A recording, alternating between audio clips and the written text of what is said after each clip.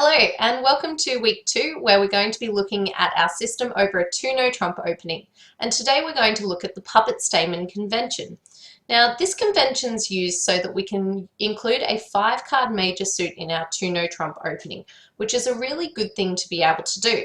We're going to talk a little bit more about including 5-card majors in your no trump openings next week in hand judgment.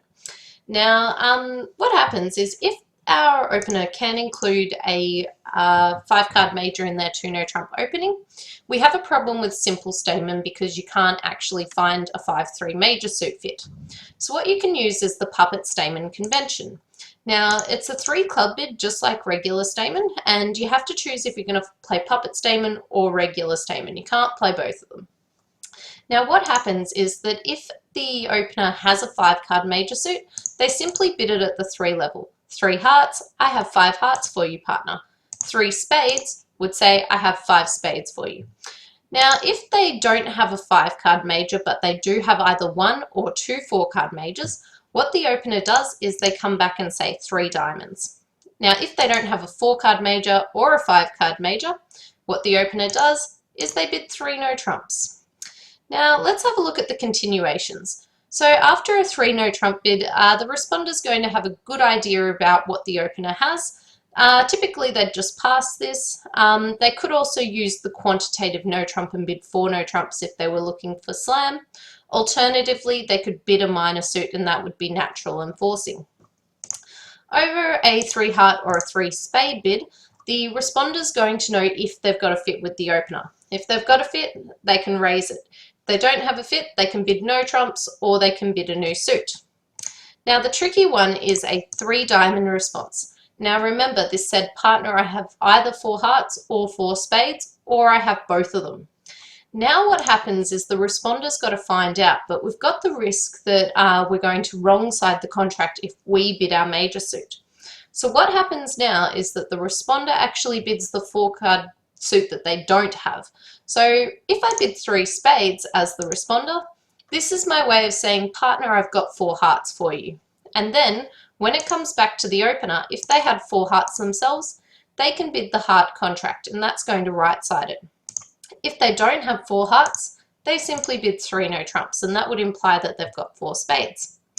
So alternatively, if it was over 3 hearts would say, I've got 4 spades for you, partner. And if it came back to the opener and they had 4 spades, they could bid 3 spades. There's no reason to jump. We're in a game forcing auction. If on the other hand they didn't have 4 spades, they could simply bid 3 no trumps. There's another nice little inclusion where if the responder has both 4-card majors, what they can do is you can use a 4 diamond bid to say, partner, I have 4 spades and I have 4 hearts. And this way what will happen is that the opener can just bid at the 4 level and bid the major suit that they have.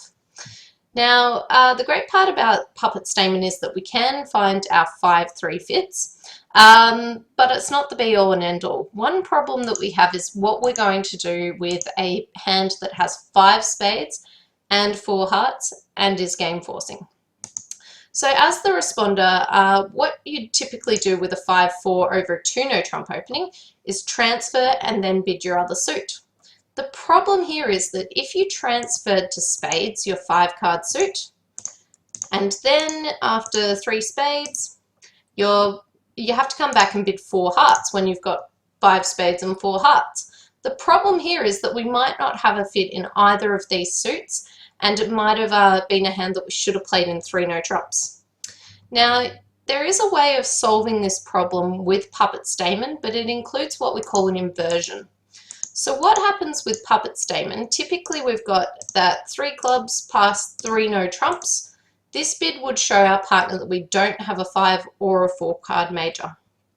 What you can do is simply swap the meanings of the 3 heart bid and the 3 no trump bid. So that now 3 no trumps says, partner, I do have 5 hearts for you. And on the flip side, a bid of 3 hearts says, partner, I don't have 5 hearts. I don't have a 5-card major or a 4-card major. Now, the inversion's quite good because what can happen is that now, if the responder had 5 spades and 4 hearts, what they can do is they can bid 3 spades here, which is natural. Partner, I've got 5 spades. I know you don't have a 4-card or a 5-card major. I still want to consider playing in spades. And then, for instance, the opener could then bid 3 no trumps if they don't have 3 spades, or if they did have 3 spades, they could put the contract into 4 spades. Now, the problem with this inversion is that it does look very funny. 3 hearts kind of looks like it should be hearts, but it's actually saying no 4 or 5-card major. So it is a tricky one if you are going to include it, and you'll probably stuff it up once or twice when you do start playing Puppet Stayman. Now, the other thing you can do if you use a 5-card major is simply just keep your simple Stayman and forget about your 5-3 major suit fits. Simple Stayman's got the advantage that it is a lot easier on the memory work, and also that, in all honesty, playing in 3 no trumps when you have a 5-3 fit isn't going to be that bad. If you are going to keep simple Stayman, one thing that's really useful to include is the Smolin convention here, which seems a little weird, but we'll go through it. So with simple Stayman, if our partner bids 3 of a major suit, that's showing either 4 or 5 cards in that major suit, and we bid like we would over normal Stayman. After a 3 diamond bid though, we can include our hands with 5 cards in one major and 4 cards in the other major suit as the responder. And the way that they do that is they now use Smolin kind of like we would over a 1 no trump 2 club bid, but we just do it at the 3 level. So 3 diamonds, no partner, I don't have a 4 or a 5-card major. And when it comes back to responder, they bid the major suit they've only got 4 cards in. So 3 hearts would say, partner, I have 5 spades and I have 4 hearts for you. And then the opener, if they happen to have a 3-card spade suit, could simply bid 3 spades. If they don't have a fit for spades, what they'd do is they'd come back with 3 no trumps. Now, there are some pros and cons on both methods. We're going to talk a little bit more about the hand judgment and including 5-card majors in your no trump openings next week. One thing to be aware of when you do play Puppet Stayman is that you do end up giving a lot of information away. It is a lot of work on the memory.